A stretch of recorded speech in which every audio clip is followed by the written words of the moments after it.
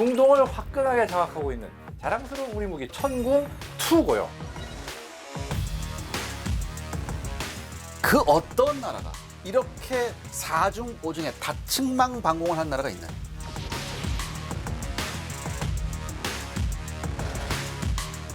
무려 100%의 명중률을 보였다. 잘못하면 세상에 나오지 못할 뻔한 위기가 있었다고요. 네.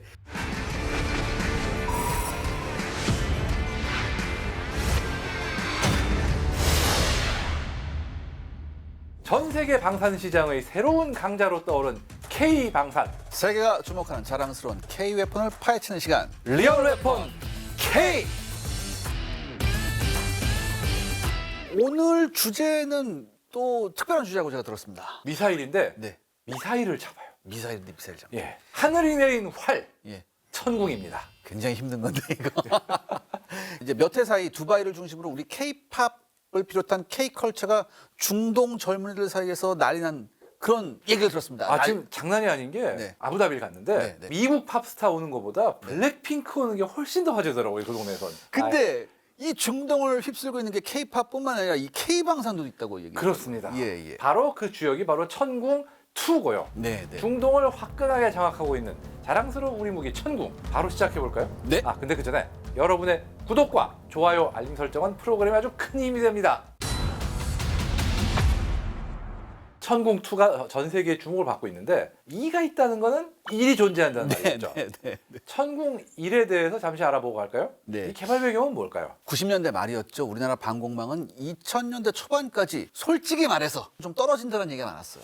좀 문제가 많았죠. 예, 예. 참 나이키, 호크를 그래서 나이키는 참 그러는데 이제 패트리엇이 들어왔죠. 근데 이왕 하는 거 우리가 호크도 대체해야 되는데 그렇죠. 호크도 대체할 바엔 우리 손으로 하자. 예, 이런 예. 얘기가 나왔었습니다. 아무래도 호크 예. 같은 경우는 수량이 많다 보니까 네. 이 정도면 우리가 독자 개발하기에 규모의 경제가 나오지 않겠냐. 그렇죠. 이런 네. 판단이 있을 것 같습니다. 그래서 사거리 40km에 요격교도 15km인 호크 대체 사업이 정식으로 시작된 게 1999년입니다. 그래서 우리가 영어로는 KM-SAM 예. 사업이었죠. 한국형 중고도 지대공 미사일 사업이었습니다. 우리나라 말로 이때는 철매였습니다. 그렇죠, 그렇죠. 철매2 예. 사업으로 불렸었는데 그래서 철매2 개발 시작이 러시아의 S-400 미사일 기술을 도입했었습니다. 그렇죠, 예. 그게 시작이었는데 소련이 붕괴 이후에 러시아로 바뀌었죠. 그리고 이 이후에 급격한 군축이 또 있었습니다. 그렇죠, 러시아가 예. 상당히 사정이 어려웠어요. 그리고 이 덕분에 우리가 98년에서 99년 사이에 비교적 저렴한 값에 사실 떨이 값에 이 그렇죠. 기술을 도입할 수 있었습니다. 그리고 10년에 걸친 개발, 이게 개발이 힘들어요. 그렇죠. 10년이면은 굉장히 전 잘한 거라고 봅니다. 그 정도면 10년. 예. 그리고 이 과정에서 8차례의 발사 시험을 거친 끝에 2011년 12월 15일에 우리가 완성을 선언했고요. 철매가 아닌 하늘의 활이라는 이름으로 다시 이름을 바꿉니다. 그래서 천궁이 나오게 됐죠. 그래서 2015년부터 배치가 시작돼서 2020년 4월에 마지막으로 군에 인도가 됐습니다. 예. 러시아의 S-400의 기술을 기반으로 했다고 하지만 미사일 자체는 이 패트리엇 팩3와 유사한 면이 있다. 그 방식을 택했다. 이런 얘기가 있네요. 하이브리드네요. 예, 그러네요. 이게 원래 고정된 날개나 카나드 없이 뒤쪽에 꼬리 조종 날개가 4개밖에 없는데 이걸로 그렇게 급격한 기동을 할 수 있을까 이렇게 생각을 할 수 있잖아요. 그렇죠. 근데 측 추적기가 있습니다. 그러니까 옆에서 이제 분사구가 있죠. 예. 분사구에서 이제 촥촥촥 하면서 이게 훨씬 기동을 급격한 기동에서는 이게 가장 효과적이잖아요. 그렇죠. 예. 네. 그래서 이런 초소형 로켓 모터를 넣어서 이제 측 추적기를 사용하게 되는데요. 그리고 사실 우리는 그래도 S-400하고는 또 다른 게 뭐냐면 이 S-400은 발사 후에 단 한 번만 측 추적기를 쓸 수 있습니다. 예. 그런데 우리나라 천궁은 이 측 추적기는 발사 후 한 번, 그다음에 종말 단계에서 다시 한 번 이걸 사용할 수 있대요. 예. 그래서 훨씬 민첩한 표적에 대해서도 정교한 대응이 가능하다. 예. 이런 얘기가 있습니다. 그렇군요. 그리고 미사일 유도는 일단 발사 초기에는 관성확법, 즉 미리 입력된 위치를 향해서 쭉 날아가다가 네. 지상에서의 유도에서 목표 방향으로 방향을 바꾸는 방식으로 전환된다고 합니다. 네, 네. 그리고 마지막 단계에서는 미사일 자신이 갖고 있는 레이더 탐색기로 목표를 직접 찾아 정확하게 명중하는 이른바 종말 액티브 유도 방식을 채택했다고 하죠. 네. 그렇기 때문에 매우 높은 명중률을 기대할 수 있고 또 이게 장점이 만약에 어떤 상황이 생겨가지고 중간에 우리가 유도를 못한다 그래도 이 미사일이 자체 탐색기를 켜서 탐색하다가 목표가 있다 그러면 찾아갈 수 있기 때문에 완전히 쏘고 잊어버리는 방식으로 발사 후 망각 방식으로 아쉬운 대로 운영할 수 있다. 이런 아쉬운 예. 그러니까 이런 장점들뿐만 아니라 천궁은 호크나 패트리엇에 비해서 시스템 구성이 단순하대요. 그렇죠. 패트리엇 취재 가보셨죠? 아, 그렇죠. 야, 어마어마해. 아, 근데 패트리엇은 양반인 게 네. 호크는 진지 이동이 아니라 이사하는 거예요, 완전히. 예. 근데 여기 보시면 이게 천궁이에요, 여러분들. 이 천궁은 요 시스템 하나 그냥 이동하면 되잖아요. 그렇죠, 그냥 예. 트럭에, 그러니까 막말로 쉽게 말해서 트럭에 실어서 그냥 가면 되는 거예요. 그렇기 때문에 굉장히 높게 평가를 받았어요. 이런 발사 및 이 철수가 빠른 것에. 예. 그런데 이 천궁의 구성 어떻게 될까요? 천궁은 이제 크게 나눠가지고 네. 교전 통제소, 다기능 레이더, 발사대, 그리고 발사대 탑재된 유도탄 이렇게 구성이 됩니다. 레이더가 표적을 탐지한 다음에 유도탄에 이 표적 탐지 및 추적 데이터를 발송을 하면은 이 발사대에서, 그러니까 통제소에서 위협을 탐지하고 정보를 전달하는 거죠. 그럼 발사대에서 수직으로 미사일을 세운 다음에 유도탄을 발사. 그러면 발사대 한 대에 미사일이 8발이 탑재되는데요. 아, 네. 발사대와 레이더는 모두 견인되는 게 아니라 차량에 직접 탑재되어 운용까지 되는 자주식입니다. 한마디로 발이 달려 있는 거죠. 그렇죠. 그리고 이 천궁은 공장에서부터 아예 유도탄이 발사관에 담긴 상태로 출고가 됩니다. 아, 캐니스터 안에 이렇게 담겨서 그렇죠. 그냥. 즉 발사관 겸 보관 운반용 케이스이기 때문에 네. 제장전도 따로 미사일을 빼가지고 발사대에 끼고 이런 게 아니라 발사관을 통째로 바꾸는 그런 방식입니다. 아, 그냥 카트리지를 통째로. 그렇죠. 바꾸고. 아. 그렇기 때문에 미사일 자체를 따로 들어가지고 발사대에 끼워야 되는 이 호크보다 제장전이 엄청나게 편리하고 빠르죠. 아유, 호크 보셨잖아요. 막 무슨 뭐 궤도 달린 뭐 그 운반 차량에 와가지고 미사일 들어가지고 뻘뻘 와가지고 발사 보다가 막 답답해서 죽을 것 같아요, 진짜. 발사 차량이 참고로 하는 일은 필요한 자리에 멈춘 뒤 미사일 발사관을 딱 세우는 것뿐 이거밖에 없는 거예요, 진짜. 소요 시간을 줄인다는 건 엄청난 기술이고 생존성에 엄청난 장점이 됩니다. 네, 맞습니다. 이거 얘기가 나온 김에 이 천궁에 적용된 기술력에 대해서 조금 더 알아보면요. 일단 이 수직 발사형입니다. 이게 사실 이 수직 발사형 러시아 냄새가 굉장히 물씬 나죠. 그렇죠. 예, 예. 물씬 나죠. 근데 이게 있어요. 수직 발사형은 이게 직접 세워서 하는데 이게 콜드 런칭이거든요. 아, 예. 그러니까 이게 지향식이면 이게 방향에 좀 제한이 있잖아요. 아, 그렇죠. 예, 근데 이게 수직 발사식이면 방향에 제한이 없습니다. 아. 그냥 확 해서 날아가면 되니까.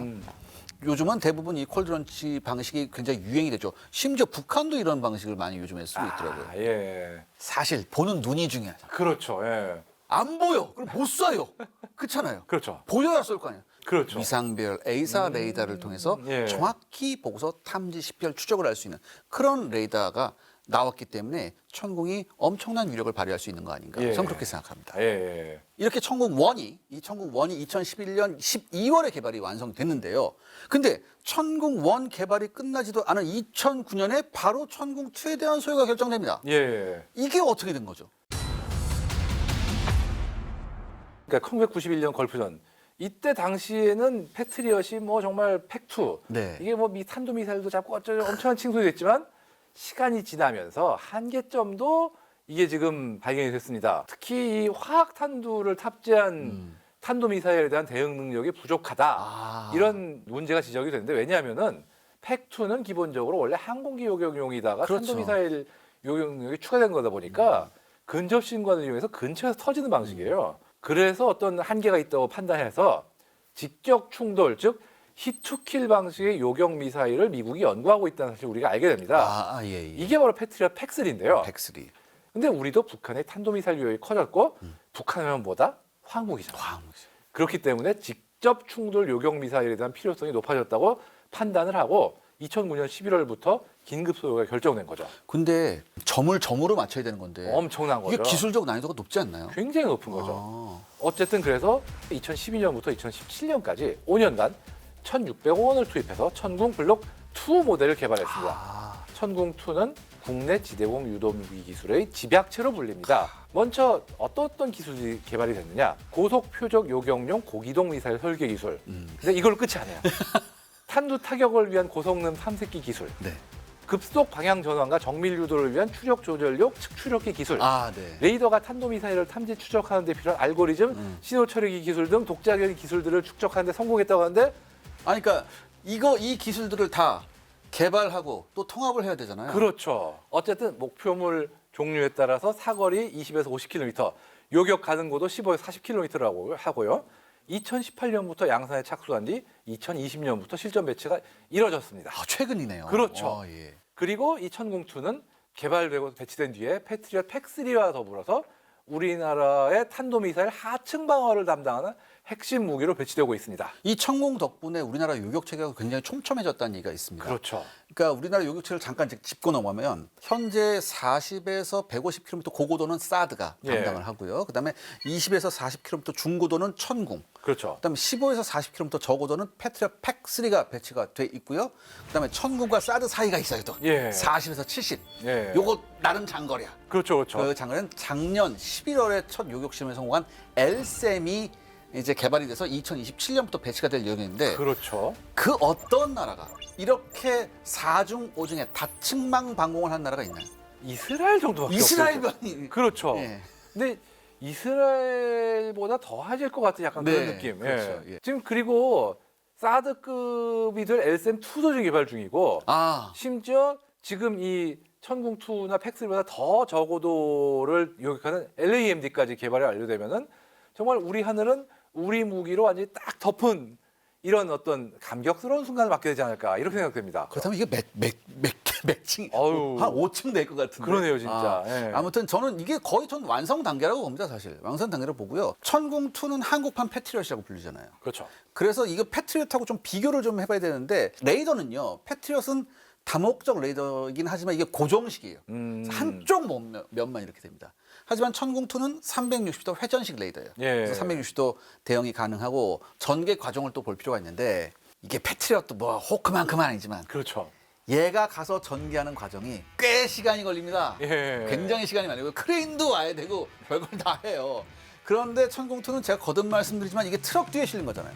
그 다음에 발사 방식도 좀 차이가 있는데요. 그렇죠. 패트리엇은 이게 경사형 발사대로 표적이 오는 방향으로만 좀 대응할 수가 있습니다. 그렇죠. 만약에 그쪽 원래 있던 방향을 또 돌려야죠. 네, 돌려야 돼요. 근데 천궁2는 어떻게 돼요? 이렇게 수직 방향이에요. 수직 방향이니까 나가서 원하는 방향으로 날아갈 수 있다는 거죠. 그렇죠. 그다음에 가장 중요한 게 있습니다. 이게 발당 가격이에요. 아. 패트리엇 한 발에 깔끔하게 60억 찍습니다. 어이구야. 깔끔하죠? 60억. 하지만 천궁2는 대충 3분의 1 가격이에요. 대충 싸네요. 그러니까 이게 있잖아요. 사실 보통 탄도미사일이 하나 날아온다고 하더라도 거기에 대응해서 얘 한 발만 쏘는 거 아니잖아요. 아니죠, 아무래도. 보통 두세 발, 안전을 그렇죠. 위해서 두세 발 쏴야 됩니다. 그러면 보통 패트리엇만 해도 벌써 100억이 훌쩍 넘어가요. 어이구. 하지만 이거 두세 발 쏜다 하더라도 패트리엇 한 발 가격이라는 얘기. 그렇죠. 그러면 이건 얘기가 끝난 거죠. 야. 하지만 제일 중요한 게 명중률이죠. 명중률이죠. 천궁2의 명중률은 어떨까요? 굉장히 시험 발사 굉장히 많이 했대요, 생각보다. 예. 굉장히 많이 했는데 여기에서 무려 100%의 명중률을 보였다. 사실 예. 무기 체계는 실전에 투입해서 해보면 100%는 말이 안 되잖아요. 사실. 그렇죠. 말이 안 되는데 이게 비록 시험 상황에서 나온 수치이긴 하지만 100% 명중률은 분명히 어느 정도 유의미하다. 전 이렇게 보고 있습니다. 예.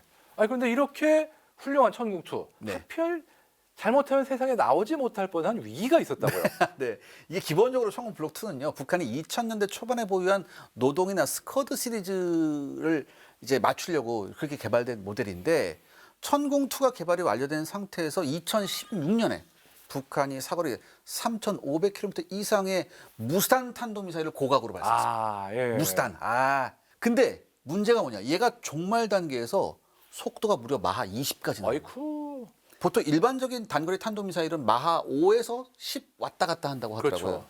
근데 이게 무려 마하 20이라니까 2배잖아요. 제대로 요격이 불가능할 수 있다는 얘기가 나옵니다. 아이고. 예. 예. 그래서 무수한 위협에 대응해서 천궁 2가 개발을 중단하고 마하 7 이상의 표적 요격 능력을 갖출 수 있는 다음 단계로 넘어가야 된다. 예. 이런 얘기가 나왔어요. 그래서 당시 여차저차 해가지고 한 7포대만 양산하고 더 양산하지 말자. 이렇게 했대요. 근데 여기서 구세주가 나왔다면서요. 자, 그 구세주가 누구냐? 네. 바로 아랍에미리트 UAE입니다. 왜 천궁2에 이 나라가 주목을 했을까요? 네. 사우디와 UAE는 이란이 지원하는 시아파 후티 반군의 예멘 장악을 막고자 2015년부터 전격적으로 예멘 내전에 개입하게 됩니다. 네. 근데 후티 반군은 이 사우디와 UAE 본토를 공격하겠다 이렇게 위협을 한 거죠. 반군 주제. 그렇죠. 근데 반군이라도 무시를 못해요. 실제로 2015년 9월 4일 예멘 중부 지역의 무기고가 후티 반군이 발사한 SS-21 전술 탄도미사일 공격을 받아서 폭발합니다. 반군인데 탄도미사일이 있어요? 그렇죠. 그러니까 반군이 말이 반군이지 준국가급인 거죠. 예. 이 공격으로 UAE군이 50명 이상 대량 전사는 참변이 일어납니다. 아하. 이게 후티 반군이 사용하는 탄도미사일이라는 게 주로 북한이 수출한 스커드나 소련제 SS-21인데 예. 사실 이 패트리엇 팩2급으로도 요격이 가능하긴 합니다. 문제는 팩2는 생산 라인이 종결되고 심지어 수명 연장을 위한 부품마저도 생산이 충분하게 이루어지지 않는 이런 상황이었죠. 네네네. 사우디나 UAE는 그러다 보니까 별 수 없이 생산이 진행 중이던 패트리엇 팩3를 도입하게 되는데 문제는 이 패트리엇 팩3의 가격 부담이 상당한 거죠. 당시에 사우디는 미국한테 안보를 상당히 의존하고 있었잖아요. 그렇죠. 그래서 어쩔 수 없이 비싼데 어떻게 울며 겨자 먹고 산 거예요. UAE는 사실 예전부터 독자적인 방어 역량 강화를 중시한 나라였어요. 그렇죠. 사우디와는 조금 다르게. 그래서 UAE는 어떻게 했냐? 예멘 내전에 참여한 야전군을 보유할 수 있는 조금 훨씬 저렴하면서도 효율적인 걸 찾았어요. UAE가 우리나라에 왔나 봐요. 패트리ot하고 뭐 차이가 없네? 근데 가격을 봤어요. 이렇게 넘겨보니까 4분의 1이야? 싸다. 그래서 이거 있잖아요. 해외 K방산 해외 판매할 때 대부분 차관이 많습니다. 그렇죠. 막 여러 가지 우리나라 산업은행을 통해서 어떻게 차관을 해야 되고 굉장히 복잡해요. 그렇죠, 그렇죠. 현금 캐시로 사는 나라 별로 없습니다. 없죠. 예. 근데 유행은 좀 다른가 봐요. 역시 네. 유행 이런 거 있죠. 얼마예요? 물어봤는데 그래 지금 되나? 그러면서 이런 거 있잖아요. 지금 되나? 이렇게 꺼지면서. 중동에서도 사실 UAE가 무기 보는 눈이 까다로운 나라 중에 하나예요. 눈이 높아요. 예. 근데 이런 나라가 천공투에 관심을 보였다. 네. 역사적인 수출의 문이 열리게 된 그런 순간이죠. 네. 이쯤에서 해외 수출 현황 한번 살펴보겠습니다. 네. 일단 2021년 아랍에미리트에 결국 수출이 성공합니다. 예. 당시 경쟁 상대가 미국의 패트리엇 팩3, 네. 프랑스, 이탈리아의 에스터 30, 네. 이스라엘과 인도의 바락 8과 경합을 펼칩니다. 만만치 않았네요. 그렇죠. 이스라엘이 있었죠. 네. 그런데 이 막판에 결국 이스라엘하고 저울질이 있었지만 네. 사실 이게 아무리 그래도 이스라엘 중동 국가가 이스라엘제 무기는 사실 아랍에미리트는 몇 년 전까지도 이스라엘 입국 비자가 찍힌 여권은 입국이 안 된다는 얘기까지 있었어요. 지금은 아니지만. 그나마 이제 최근에 이제 수교되면서 이제 그렇죠. 좀 예. 그렇게 결국은 천궁2가 선택이 됐고 네. 2021년 11월 아랍에미리트 국방부에서 천궁을 구매할 계획이라고 공식 발표했습니다. 네. 계약 규모는 35억 달러로 알려졌죠. 그 이후에 UAE에 실전 배치된 천궁2가 현지 시험 발사를 했는데 목표였던 탄도미사일을 정확히 또 직격으로 완전 파괴를 했습니다. 네. 그만큼 우수성이 널리 입증된 사례가 된 거죠. 네. 그리고 마침내 2023년 사우디아라비아, 2024년 2월 6일에는 사우디에 대한 천궁2 수출 계획이 성사되었다. 이런 기사가 나옵니다. 네. 해당 계약은 2023년 11월에 이루어진 것이 나중에 엠바고 풀려가지고 공개가 된 거죠. 계약 규모는 천궁2의 10개 포대 32억 달러 정도입니다. 네. 그리고 이라크. 9월 20일 이라크 국방부와 LIG 넥스원 간의 수출 계약이 체결됐습니다. 도입 규모가 8개 포대에 26억 달러라고 해요. 참고로 중동 수출력은 천궁 MFR, 즉 다목적 레이더의 성능 개량형을 공급하고 있는데 능동 위상배형 레이더를 탑재해가지고 탐지 추적 능력을 향상하고 사막의 고온과 모래먼지 등을 고려해 개발됐다고 합니다. 2023년에 해외 방산 전시장 갈 기회가 있어서 한번 가봤어요. 예. 가봤는데 제가 놀라운 광경을 봤습니다. 뭐냐면 LIG 넥스원 부스에 그 중동의 여러 국가의 소령 중령들에 대한 그 문의 줄이 끊이지 않았습니다. 제가 그걸 목격했어요. 현직에 있는 가장 그 핵심적인 그 인원들은 이 LIG 넥스원의 요격 체계에 대해서 엄청난 관심을 갖고 있다고요. 그리고 굉장히 실질적인 질문이 굉장히 많았었거든요. 그러니까 거기에 대해서 LIG 넥스원의 직원들이 여러 명이 와서 거기에 대해서 굉장히 소상한 답변을 해주고 엄청난 그 관심을 받는 걸 제가 직접 목격을 했었습니다. 예. 한 조사를 보니까 중거리 지대공 미사일 분야에서는 천궁2가 2032년에 시장 점유율 27.5%로 1위를 차지할 전망도 나오고 있다는데. 이거 굉장한 거 아닙니까? 그렇죠. 예. 이제 희망을 품고 계속 응원을 해야겠네요. 그러니까 우리나라 공군이 팩3하고 천궁 1, 2로 개발된 방공망을 운용 중에 있는데 이게 주한미군의 사드와도 연합작전을 수행할 수 있고요. 따라서 천궁 1, 2는 이미 미군 장비와의 상호 운용성이 어느 정도 확보됐다. 저는 예. 이렇게 보거든요. 더군다나 이 사우디하고 UAE도 미국산 팩3를 쓰고 있고 사드도 쓰고 있단 말이죠. 그렇죠. 그러니까 우리나라 군의 운용 경험이 이들 국가가 주목하는 이유가 있습니다. 그다음에 전 편집에 이것도 생각합니다. 우리 군이 쓴다 그러면 어느 정도 검증이 된 거거든요. 그렇기 때문에 또 이게 우리 군이 쓰니까 어떤 규모의 경도도 있기 때문에 후속 군수 지원도 영향이 없고요. 또한 여기에다가 이제 LSM하고 LAMD 그다음에 LSM2까지 개발이 완료가 되면 거듭 말씀드리지만 이렇게 촘촘한 나라가 없잖아요. 그렇죠. 예. 그리고 또 중동 수출에서 얻을 수 있는 또 하나의 효과가 있는데 네. 천궁2는 아직 실전 이력이 없지 않습니까? 네네. 근데 수출한 중동 지역, 분쟁 지역이라 실전에 투입될 가능성이 매우 높습니다. 정보가 우리한테 공유가 되고 그러면 그 정보가 우리 군에도 가고 업체에도 가서 더 좋은 무기를 만들 수 있는 정보가 되는 거고 이제 군은 이걸 어떻게 사용할까에 대한 여러 가지 아이디어를 가질 수가 있는 거죠. 네. 즉 업그레이드의 기회가 우리 손 안 들고 생기는 겁니다. 아, 일석이조군요. 그렇죠. 오늘 천궁에 관한 이야기는요, 여기까지 하겠습니다. 예. 천궁 얘기를 하다 보니까 LSAM, LAMD 등 앞날이 기대되는 우리 미사일 체계가 많지 않습니까? 네. 그만큼 리얼 웨폰 K에서 이야기할 거리도 많다는 거겠죠. 맞습니다. 어쨌든 자랑스러운 K 무기에 대한 이야기는 계속됩니다. 대한민국이 세계 4대 방산 강국이 되는 그날을 염원하며 다음 시간에 더 유익한 이야기로 찾아오겠습니다. 감사합니다.